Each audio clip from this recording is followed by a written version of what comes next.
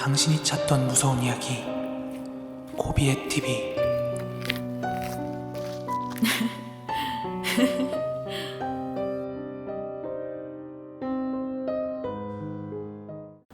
코린 여러분 안녕하세요. 코비의 TV입니다. 오늘 준비한 무서운 이야기는 한 낚시 카페 회원들이 실제로 밤낚시 도중에 겪은 귀신 이야기들을 가져와 봤습니다. 그럼 오늘의 이야기도 바로 시작하도록 하겠습니다.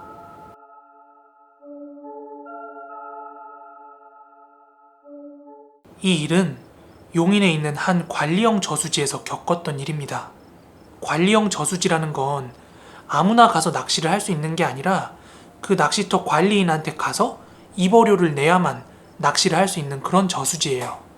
그래서 그 저수지에는 사장님 내지는 관리인이 항상 상주를 하고 있고 좌대 같은 것도 설치가 되어 있는 저수지들이 있어요. 아무튼 저는 이 용인에 있던 저수지 연안 좌대에서 밤낚시를 하고 있었습니다.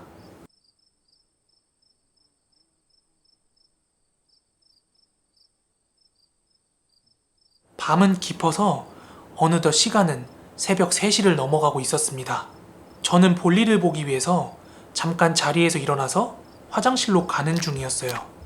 그런데 관리실에서 사장님이 저희 자대 방향으로 걸어오시면서 저기 입질 없으면 소주나 같이 한잔 하실래요? 이렇게 저한테 묻더라고요. 그런데 본인이 저한테 물어놓고서 제가 채 대답을 하기 전에 갑자기 뒤돌아서 사무실 방향으로 돌아가시는 거예요. 뭐야? 뭐 저런 사람이 다 있어. 이렇게 생각을 하고 있다가 습관적으로 물가 쪽을 바라봤거든요. 그리고 그때 저는 제 두 눈을 의심할 수밖에 없었습니다. 왜냐면 그 밤중에 한 여자가 저수지 물속에서 스멀스멀 기어 올라오고 있는 거예요. 그 순간 너무 놀라서 버릇처럼 입에서 욕이 튀어나왔거든요. 그와 동시에 그 여자의 고개가 제 쪽으로 스르르 도는 거예요.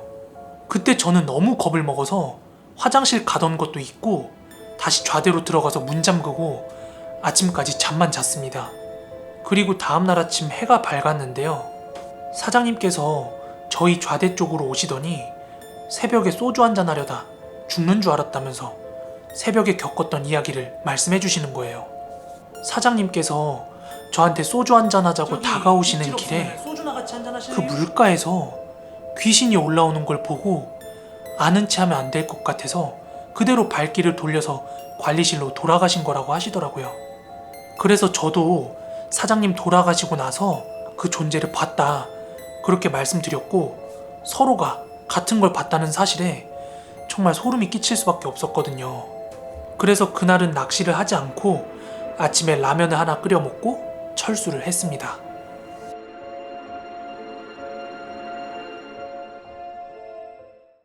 몇 해 전 여름 한 7월에서 8월 사이였을 거예요. 청양군 소재에서 아주 큰 교통사고가 하나 있었어요.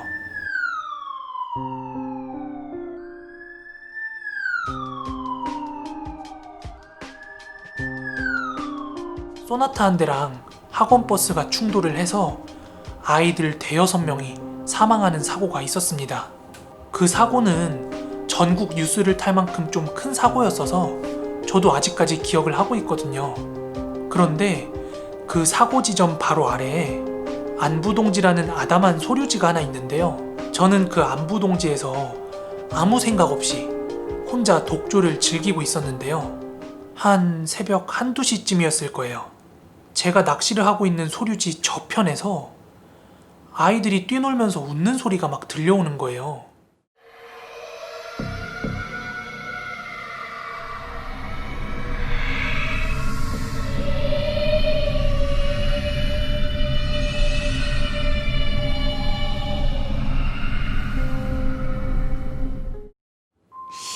그 늦은 시간까지 애들이 안 자고 뭐하나 이런 생각을 하고 있었습니다. 그렇게 별 생각 없이 초리대 끝을 바라보면서 낚시에 집중을 하고 있었는데요. 문득 무슨 생각 하나가 뇌리를 스치더라고요. 아 맞다. 여기 위에서 사고 났었는데? 이 생각이 머리를 스치는 동시에 아주 조금씩이지만 아이들의 그 웃음소리가 점차 제 쪽으로 가까워지는 게 느껴졌어요. 혹시라도 그 아이들의 혼령이 나한테 같이 놀자 그러면 난 뭐라고 대답해야 되지? 하는 생각도 들었고요.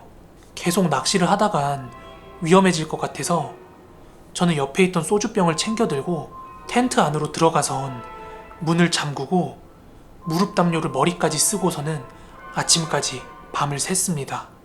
지금도 그때를 떠올리면 등골이 오싹하네요.